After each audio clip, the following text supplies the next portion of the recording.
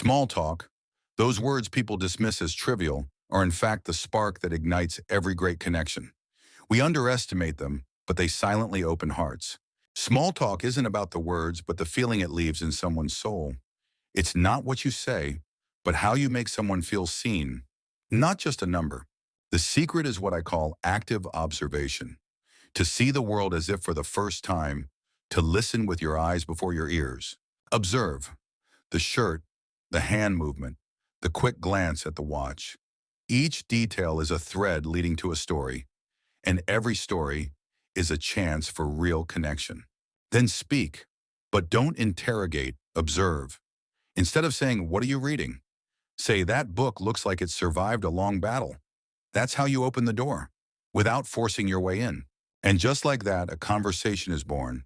Not an interview, not an interrogation, but pure human connection, unmasked. In a world where everyone shouts, listening has become rare.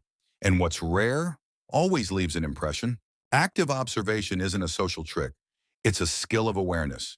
To see people as they are, not as your mind assumes. In the cafe, in the elevator, on the street, try to notice something small and turn it into a doorway to connection. You'll be surprised how people smile when they feel seen. People forget words, but they never forget how you made them feel. Make them feel visible, understood, and real. Small talk isn't the end. It's the bridge that leads to depth. And every bridge begins with a step or a word. Not every comment will get a reply, but every attempt is a step toward humanity. Do it, even if no one responds. Keep observing, listening, engaging, because small details build big relationships. When you master active observation, you'll never be a stranger anywhere. You'll be the quiet light everyone turns to, without needing to speak much. Small talk isn't small. It's the first seed of every friendship, every love, every opportunity that wouldn't exist without it. When you speak, don't seek perfection. Seek connection. That moment when the other person feels truly understood. In the end, the power isn't in eloquence, but in simplicity.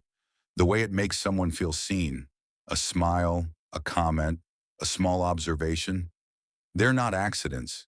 They're the beginning of everything beautiful.